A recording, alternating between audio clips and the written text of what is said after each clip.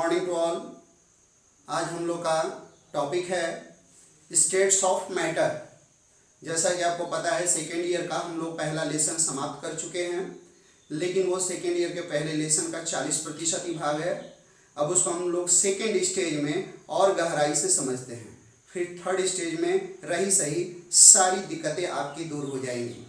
तो आज हमारा जो टॉपिक है वो है स्टेट्स ऑफ मैटर, यानी पदार्थ की अवस्थाएं, और उसको हम समझने का प्रयास करते हैं क्योंकि बहुत से बच्चों का रिक्वेस्ट आया था स्टेट्स ऑफ मैटर के बारे में बताने के लिए।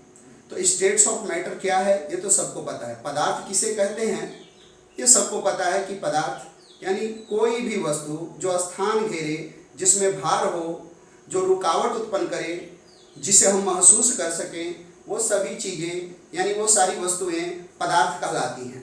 हम भी पदार्थ हैं, हवा भी पदार्थ है।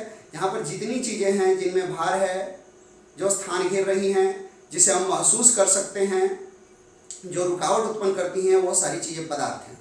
तो पदार्थ को हम लोगों ने कितने भागों में बांटा है? तो पदार्थ को हम लोगों ने कितने भागों में बांटा है ये बात सबको पता है। 5 भागों में बांटा है।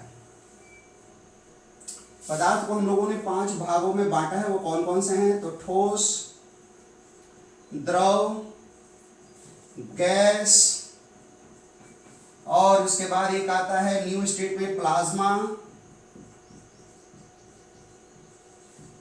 और एक आता है BEC। तो आपको पता चल गया कि पदार्थ कितने प्रकार के हैं। पदार्थ 5 प्रकार के हैं, ठोस, द्रव, गैस, प्लाज्मा और BEC। हालांकि मुख्यतः इसको 3 ही भागों में बांटा गया, ठोस, द्रव और गैस। सबसे पहले हम लोग इनके बारे में शॉर्ट समरी जान लेते हैं। ठोस क्या है? तो कोई भी पदार्थ जिसमें आकार और आयतन दोनों निश्चित होता है वो ठोस कहलाता है। यदि उसमें आकार अनिश्चित है, आयतन निश्चित है तो वो द्रव है, और यदि आकार और आयतन दोनों अनिश्चित है तो वो गैस है। अब आपके पास सवाल उठता है ये कि ये जो ठोस, द्रव, गैस हैं, या प्लाज्मा है या BEC है, इसमें कन्वर्सन कैसे होता है? और सारी प्रॉपर्टीज का नॉलेज तो आप लोग ऑलरेडी पहले से है ही कि ठोस में अवयवी कणों के बीच की दूरी बहुत कम होती है, आकर्षण बल अधिक होता है, घनत्व अधिक होता है, ठोस कठोर होते हैं, द्रव में उसकी अपेक्षा आकर्षण बल कमजोर होता है, कणों के बीच की दूरी अधिक होती है। इसको अगर बाई फिगर देखना चाहते हैं आप लोग तो फिगर बनाते हैं आप लोग। तो फिगर में आप लोग इस तरह देखते हैं कि ठोस में कण जो होते हैं बहुत ही नजदीक होते हैं, ठोस में कण द्रव में थोड़ा थोड़ा दूर होते हैं, और जो गैस है, गैस में उनका जो डिस्टेंस होता है वो बहुत ही दूर होता है। ये भी बात आपको पता है। ठोस असंपीड्य होते हैं, यानी इनके आयतन पर दाब का प्रभाव नहीं पड़ता है।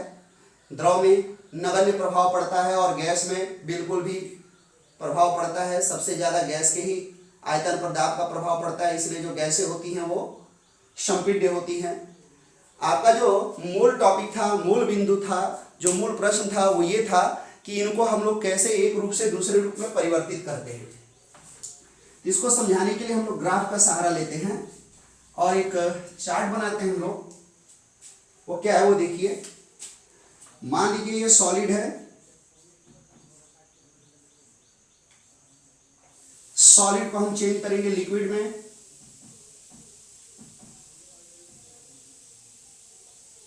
फिर लिक्विड को हम लोग चेंज करेंगे गैस में, और गैस को चेंज करेंगे प्लाज्मा में।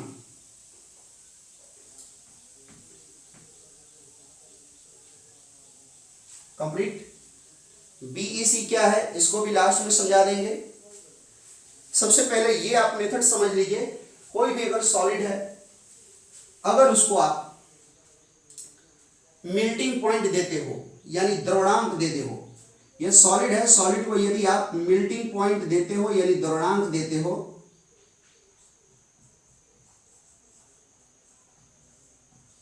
मेल्टिंग पॉइंट देते हो, तो कोई भी सॉलिड लिक्विड में कन्वर्ट हो जाता है। कोई भी जो ठोस है अगर उसको आप मेल्टिंग पॉइंट यानी मेल्टिंग करोगे यानी उसको द्रवणांक दोगे तो वो लिक्विड में चेंज होगा। लेकिन यही प्रोसेस आप याद रखना कि ये जो है सॉलिड से लिक्विड में कब जाएगा, जब द्रवणांक दोगे तब। लेकिन यदि लिक्विड से आपको सॉलिड में आना है तो भी प्रोसेस है। लिक्विड से अगर आपको सॉलिड में आना है तो आपको फ्रीजिंग पॉइंट देना पड़ेगा।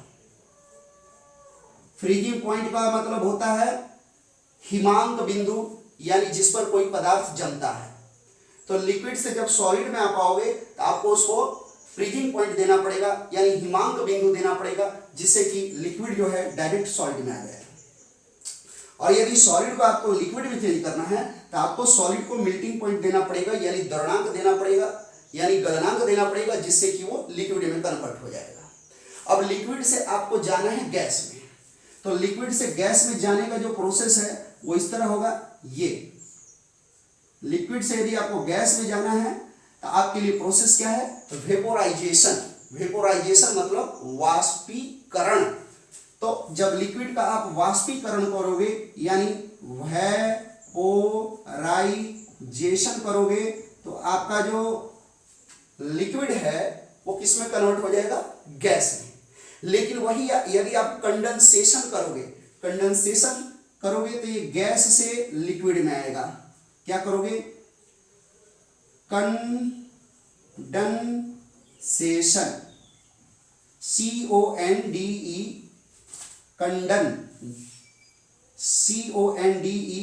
कंडेंसेशन, SATION, कंडेंसेशन करोगे तो जो गैस है वो किसमें कन्वर्ट हो जाएगा? लिक्विड में। कंडेंसेशन का मतलब होता है संघनन। तो आपको पता चला कि लिक्विड से गैस कब जाएगा? जब वेपोराइजेशन करोगे, मतलब वाष्पीकरण करोगे। और गैस से अगर लिक्विड में आना है तो कंडेंसेशन करोगे, यानी संघनन करोगे। लेकिन एक पोजीशन और होती है, वो क्या होती है? सॉलिड से भी डायरेक्ट गैस में जाया जाता है। तो यदि आप सॉलिड से डायरेक्ट गैस में जा रहे हो, गौर कीजिएगा, यदि आप सॉलिड से डायरेक्ट गैस में जा रहे हो इस तरह, तो यहां पर जो प्रोसेस आएगा सॉलिड से डायरेक्ट गैस में, वो होगा सब्लिमेशन।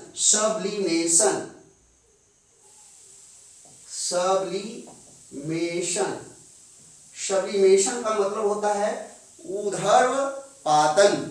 सब्लिमेशन का मतलब होता है ऊर्ध्वपातन, यानी यदि ऊर्ध्वपातन किया करोगे तो डायरेक्ट जो ठोस है वो गैस में चला जाएगा। और गैस से भी डायरेक्ट ठोस में आने का प्रोसेस है, वो कौन सा है? तो डायरेक्ट यदि आप चाहो तो गैस से ठोस में भी आ सकते हो। उस प्रोसेस को हम कहते हैं डिपोजिशन।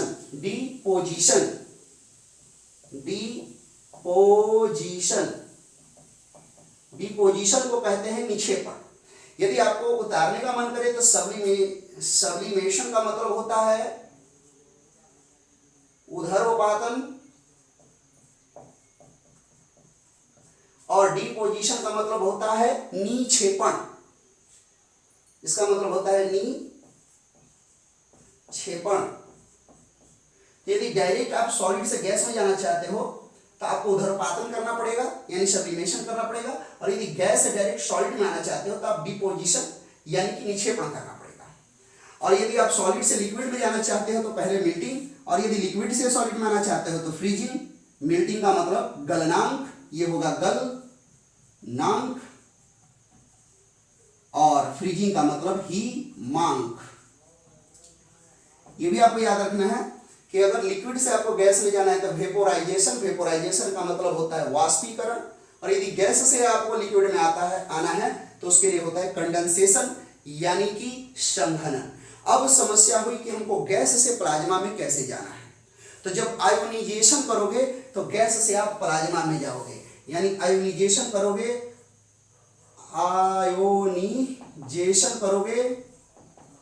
मतलब आयनीकरण करोगे। आयोनाइजेशन करोगे यानी आयनीकरण करोगे तो डायरेक्ट आप गैस से प्लाज्मा में कन्वर्ट हो जाओगे, यानी गैस को आप प्लाज्मा में परिवर्तित कर दोगे।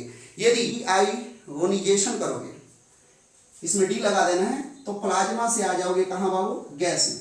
ये हो जाएगा डी आयोनाइजेशन करोगे आप तो प्लाज्मा से डायरेक्ट आओगे गैस में। यानी आपको पता चल गया यहां से कि कैसे कन्वर्शन होता है। यदि ठोस को गर्म करोगे, यानी उसका गलनांक दोगे तो लिक्विड मिलेगा, और ताप बढ़ाओगे तो लिक्विड का वाष्पीकरण होगा, वेपोराइजेशन होगा, तो गैस बनेगा। यदि गैस को भी और उच्च ताप पर गर्म करोगे तो वो चला जाएगा प्लाज्मा अवस्था में। ठोस, द्रव और गैस ये चीज तो आपको बहुत से एग्जाम्पल मिलते हैं। प्लाज्मा का एग्जाम्पल क्या हुआ, तो आपको बताया गया गैस को उच्च ताप पर गर्म करोगे तो वो प्लाज्मा में जाएगा। इसका मतलब ये हो गया कि ये अत्यंत आयन के रूप में है। अब आपको रिवर्स आना है, तो आयोनाइजेशन किए थे गैस का, मतलब उच्च ताप पर गैस को गर्म किए थे तो प्लाज्मा मिला था। यदि प्लाज्मा का डी आयोनाइजेशन कर दो, यानी अब ठंडा करोगे, थोड़ा सा टेम्परेचर घटाओगे, तो जो प्लाज्मा है वो किस में कन्वर्ट होगा, गैस में। अब और ठंडा करोगे तो संघनन होगा, तो गैस किस में कन्वर्ट होगा, लिक्विड में।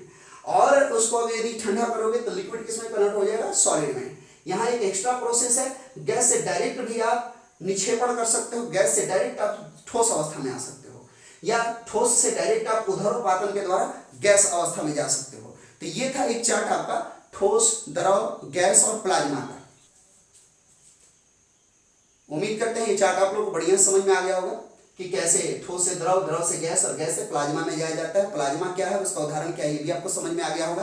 अब अगला बिंदु ये देखिए, अगला जो स्टेज आता है वो आता है बीईसी। बीईसी क्या है, तो बी से होता है बोस, ई से होता है आइंस्टीन और सी से होता है कंडेंसेशन। कंडेंसेशन का मतलब होता है संघनन, जो कि यहाँ पे शब्द आ भी चुका है, कंडेंसेशन। तो Bose, Einstein, condensation. Bose Indian वैज्ञानिक है, इंडियन साइंटिस्ट हैं, तो ये हम लोग के लिए खुशी की बात है कि एक भारतीय वैज्ञानिक का भी नाम इसमें आया है। तो ये बोस आइंस्टीन कंडेंसेशन अवस्था है, इसके बारे में 2014 में बताया गया था। ये माना गया था ये एक ऐसी अवस्था है जिसको देखा नहीं गया, लेकिन ऐसा बताया जाता है कि ये ईश्वरीय कण है, गॉड पार्टिकल्स है, इनके बिना किसी भी पदार्थ का निर्माण संभव नहीं है। जब तक ये नहीं मिलेंगे तब तक कोई पदार्थ अपने आप नहीं बनता है। ऐसा देखा गया कोई भी पदार्थ अपने आप बन जाता है तब हम उसके बारे में बताते हैं कि इसमें ये कण है, वो कण है, ऐसे बना वैसे बना। तो उसका स्टार्टिंग पॉइंट जिसके द्वारा उसके बनने की शुरुआत होती है, जो कि ईश्वरीय कण है, गॉड पार्टिकल्स है, उसको माना गया है बीईसी। और ये अभी अंडर एक्सपेरिमेंट है, इसके बारे में अभी और ज़्यादा रिसर्च करनी है और इसके एग्जाम्पल आने बाकी हैं।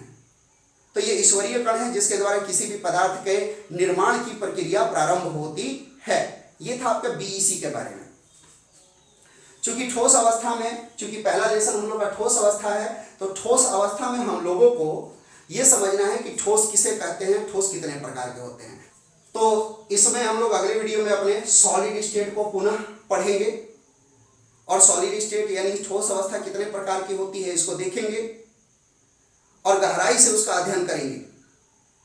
आप अगले वीडियो को भी रेगुलर जरूर देखिएगा, पिछले वीडियो को भी रेगुलर जरूर देखिए, और पिछले वीडियोस में जो जानकारियां अधूरी रह गई हैं उन जानकारियों को इन वीडियोस के माध्यम से पूरा कर लीजिए, क्योंकि ये सेकेंड स्टेज का वीडियो है। इसके बाद थर्ड स्टेज में जाकर हम लोग सॉलिड स्टेट को कंप्लीटली खत्म करेंगे। ओके।